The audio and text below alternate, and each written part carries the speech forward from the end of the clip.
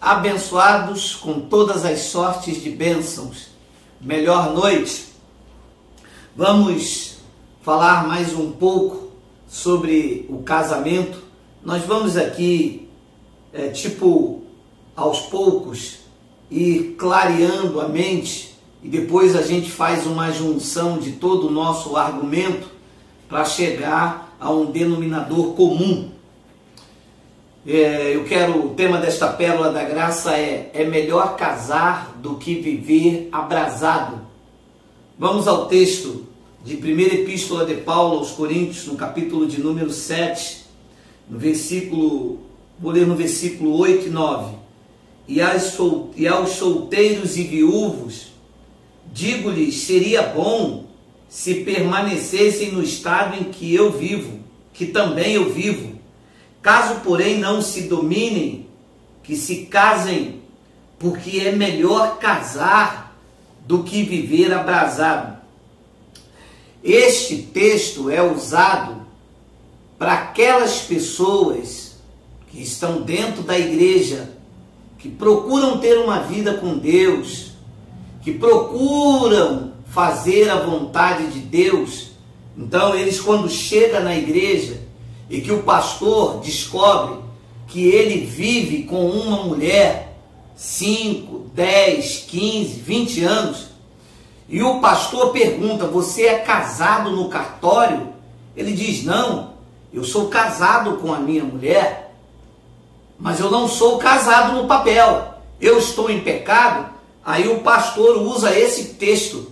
O pastor diz, olha aqui, o que a palavra de Deus diz. É melhor, meu irmão, você casar do que você viver abrasado. O irmão tem que casar, sim. Então, muitas perguntas se chegam até a mim sobre casamento. Alguns irmãos me perguntam, estou há 30 anos com a minha mulher sem ser casado, eu estou em pecado? Por quê? Porque essas pessoas ouviram o pastor ou os adeptos da religião dizerem, olha, você tem que acertar a tua situação com Deus. Você não é casado? Não. Porque é melhor casar do que viver abrasado. É a palavra de Deus no Novo Testamento. Então, isso sempre me incomodava. Porque nós não questionávamos, não tínhamos voz, não poderíamos passar na frente do pastor e sequer líamos o Evangelho. Nós íamos para a igreja, víamos aquele homem lá como representante legal e suprema autoridade detentora dos oráculos de Deus, então o que ele falava cobria a nossa vida. Mas nunca passou pela nossa mente examinar aqui e procurar saber. Olha, primeiro vamos partir da ideia, vamos fundamentar estes argumentos que nós estamos trazendo, que todo esse argumento de casamento começa lá em 1 Coríntios 7, versículo 1, quando Paulo diz, quanto ao que me escrevestes.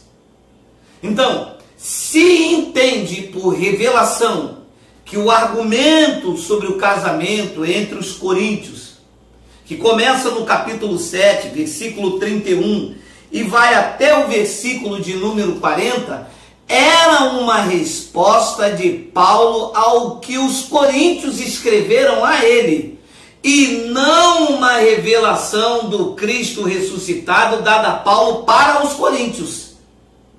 Se entende então que muitas e algumas situações acerca do casamento entre os coríntios, e não o meu casamento e não o seu, embora se esbarre em alguma semelhança, o conteúdo aqui não é doutrinário. Paulo não está trazendo uma revelação. Embora em algum ponto Paulo diz o Senhor, na maioria da sua resposta aos coríntios, porque foram eles que escreveram, Paulo diz, é a minha opinião, digo eu. Então, a coisa mais sensata que deveríamos fazer, quando o pastor lá no sistema falou esta frase, Paulo disse o seguinte: aos solteiros e viúvos, digo que seria bom se permanecesse no estado que eu sou. Então, Paulo não era casado. Paulo não tinha mulher.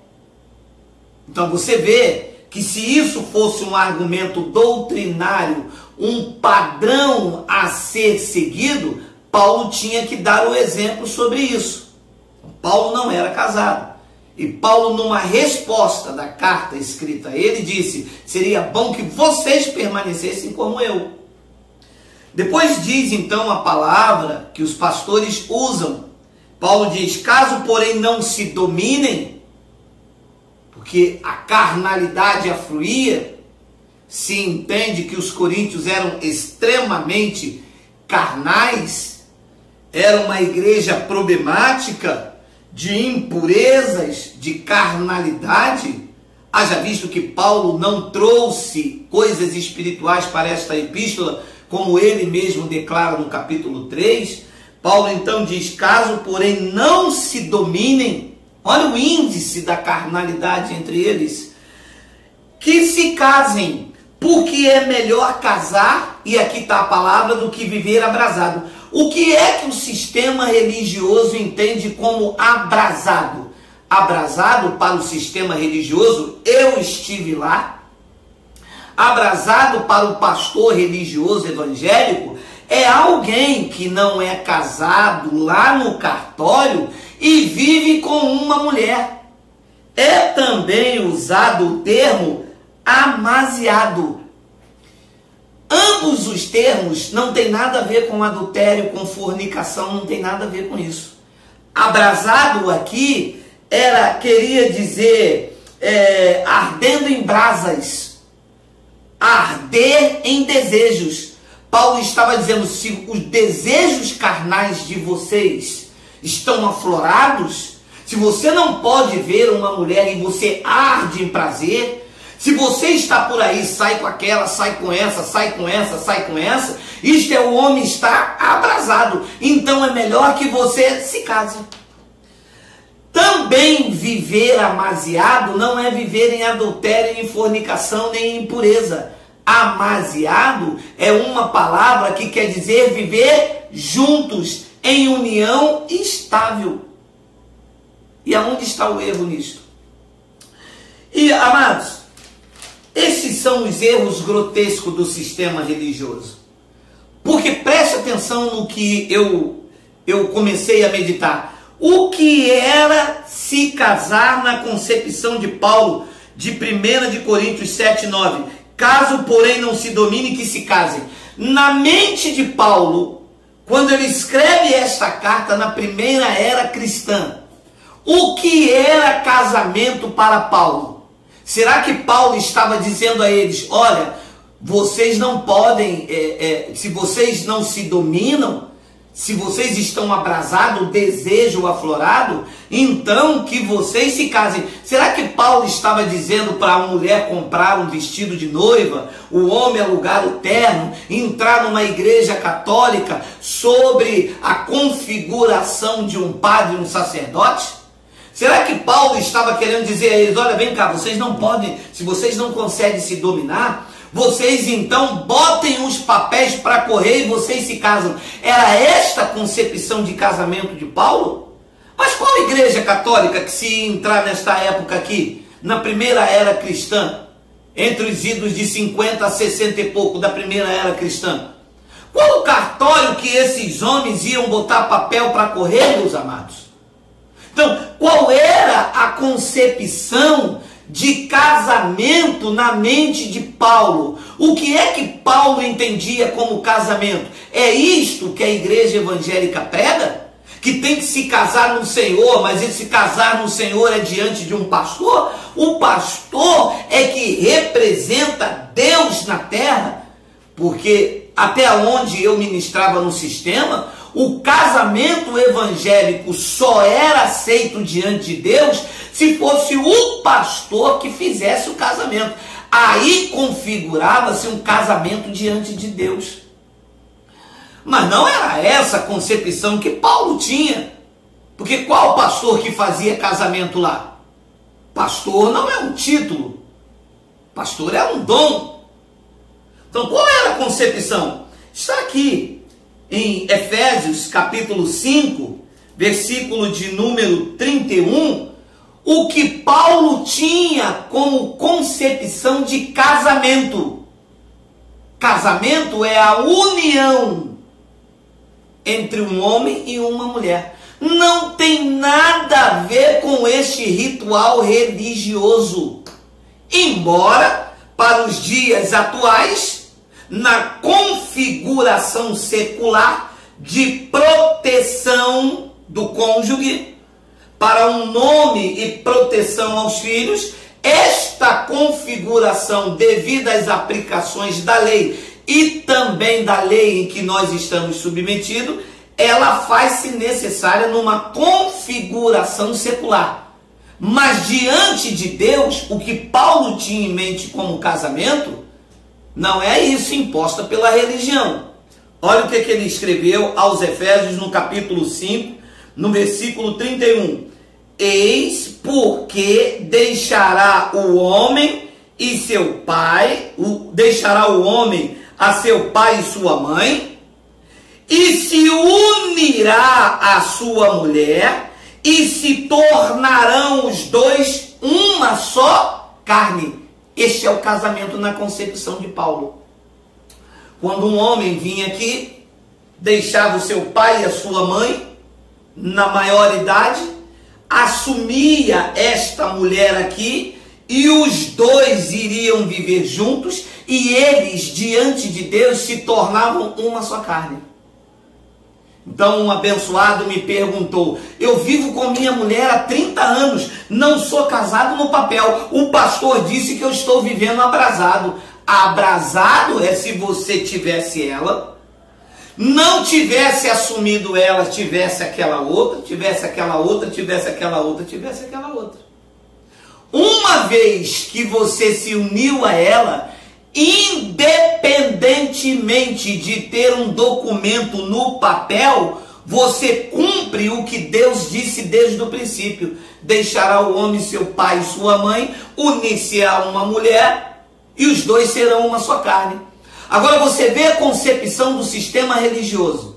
O homem vive com uma mulher há 30 anos, tem filho com ela, construíram uma vida, casa, família, alguns já têm até netos. Porque não tem um documento do juiz assinando, o pastor diz: não, diante de Deus você está em pecado. Não, pastor. Diante de Deus, eles são marido e mulher. Perante a sociedade, se eles quiserem, e se faz até necessário, consertar ali no casamento para uma herança, proteção de filhos, pensão, eles devem fazer isto. Mas em nível espiritual, o que Paulo tinha como concepção de casamento é o que ele ouvia dos seus antepassados. Os seus antepassados ouviram desde o princípio que na nação de Israel, e Paulo era um judeu, o homem deveria deixar o seu pai e a sua mãe e se unir a uma mulher, e os dois iriam se tornar uma só carne. Foi o que aconteceu com esse abençoado que vive há 30 anos com a sua mulher. Ora, vamos então aqui mergulhar um pouquinho mais. Se este abençoado, 30 anos com a mulher dele, se uniu à mulher dele, diz aqui Paulo aos Efésios, no capítulo 5, no versículo de número 31, que eles se tornaram uma só carne. Então, na ótica de Deus, este homem e esta mulher, se Deus, vamos usar esta metáfora, se Deus olhar lá de cima do trono e olhar na cama, Deus vai ver quanto? 2 ou 1? Vou responder: um só. Então, na ótica de Deus, este homem com esta mulher há 30 anos, cuidando, protegendo, honrando, vivendo com ela, teve filhos. Este homem aqui, ele tem uma união com esta mulher há 30 anos, que segundo a lei, quem não casa lá recebe também um papel como união estável. Então, na ótica de Deus, quando Deus olha, vamos usar esta metáfora, quando Deus olha do seu trono para a cama daquele casal, Deus não vê dois homens, um homem e uma mulher. Deus não vê um casal, Deus vê uma só carne. Esta era a ótica de casamento na mente de Paulo. Paulo estava dizendo, vocês não devem viver abrasado. Abrasado não quer dizer em adultério, não quer dizer em fornicação, não quer dizer que está em pecado. Abrasado é a carne que não se domina. Era o que Paulo estava dizendo àqueles homens. Então, abençoados, o sistema religioso faz totalmente o contrário da concepção cristã da graça de Deus do que é o verdadeiro casamento. Eles vão para a carne e alguém lá profetiza ou revela, este é o teu varão, eis que Deus está preparando um varão, e chama alguém aqui no canto e diz, irmã, aquele é o varão que Deus preparou para você. Deus me disse que vai preparar um varão para mim, que é vaso, que é profeta, e se une a essa inspiração carnal e gera-se pessoas feridas. Eu já frequentei lugares que a mulher do pastor ferida, a mulher do pastor, você notava a tristeza. Ele era uma bênção na igreja. Uma senhora me ligou e disse, eu liguei lá para o pastor da minha igreja dizendo a ele, olha, eu vou deixar o presbítero Fernando morar aqui na igreja. E o pastor disse, por quê? Ah, porque aqui ele é uma bênção. Em casa, ele quer bater em mim, quer bater nos meus filhos. Por quê? Porque é um casamento da carne. A mulher quer viver a vida dela e não pode. O homem está preso a este casamento de inspiração carnal, porque não tem Deus. Não foi o coração, foi a necessidade espiritual, foi a revelação da carne que uniu essas pessoas. Abençoados, vou lhe falar uma coisa com sinceridade esta noite, que fique registrado. Deus não une carne, Deus une propósitos. Se a obrigatoriedade de uma vida espiritual santificada fosse unir carne, Paulo deveria ser casado. Outros homens da Bíblia tinham que casar. Jesus de Nazaré tinha que casar. Deus não une carne, Deus une propósitos. Deus une vidas com propósitos de abençoar outras vidas, de fazer a sua palavra correr, de fazer o mistério de Cristo ser revelado. Deus une isso. Foi por isso que Paulo, em resposta a eles, Paulo disse, olha, aos solteiros e aos viúvos é melhor vocês ficarem igual a mim. Não depende de uma vida de casado para vocês serem usados por Deus, para vocês ser santos, para vocês ser salvos. É melhor vocês ficarem igual a mim. Paulo estava querendo dar a entender, vocês vão arrumar problema na carne de vocês. E o relato de 1 Coríntios 7 fala sobre isso. Vocês vão arrumar problema na carne de vocês. Se vocês não se dominam, mas se vocês têm autodomínio sobre as suas paixões carnais, fiquem igual a mim, solteiro, quietinho. Mas se vocês não se dominam, é melhor vocês se casar do que vocês viverem abrasados. Ninguém pode encostar que vocês pulem em cima e já vai logo para o baile do alalaô. Era isso que Paulo estava dizendo. O sistema pega isto aqui e transforma. Porque vocês sabem, o sistema tem uma grande habilidade de transformar as coisas de Deus em coisas que não são. Eles transformam gafanhoto em demônio, eles transformam potestade em demônio, eles transformam tudo o que a palavra não é. E esta palavra abrasado, eles transformaram em alguém que está em adultério, ou alguém que está numa impureza, e aquele homem está vivendo com aquela mulher amaziado. Amaziado é alguém que tem uma união com a outra pessoa sem ser casado. Mas não foi isso que Deus disse? Deixará o homem, seu pai e sua mãe, uniciar uma mulher? Uniciar. Amaziar, estar unido, estar junto, sem a necessidade de alguém ter que escrever. É claro, repito, não querendo ser prolixo, não estamos querendo aqui dizer que o casamento no cartório não é válido. Sim, é válido em termos de configuração secular. Protege a esposa no caso de falecimento, de óbito, da herança, faz prevalecer direitos e deveres. Mas eu estou tratando aqui a nível espiritual. Eu estou dizendo aqui da religiosidade e da obrigatoriedade de um homem e de uma mulher casar sobre a pressão de participar de Santa Ceia, que é Páscoa, ser batizado, tocar, ser consagrado a pastor e em alguns lugares até serem salvos, como se casamento salvasse. Abençoado, se casamento salvasse, Paulo não era salvo. Se casamento salvasse Jesus, então, que ele, enquanto homem, não casou. Entende? O que eu quero dizer é que a obrigatoriedade de você ter um documento assinado por um juiz não faz de você um santo, não faz de você uma pessoa usada por Deus, não faz de você um salvo. O homem é salvo, foi salvo pela graça, por meio da fé. Isto não vem de vós, é dom de Deus. Então, o casamento apresentado pelo sistema é totalmente contrário ao casamento cristão. O casamento evangélico religioso, onde tem profecias, revelações de homens dominando homens, casamento arranjado, né, para a filha do pastor ou para o filho do pastor. Então, Paulo, quando escreve em 1 de Coríntios 7, ele está dando uma resposta a uma carta. Os coríntios enviaram uma carta a Paulo e procuraram saber sobre o casamento. Paulo não foi ao terceiros céus.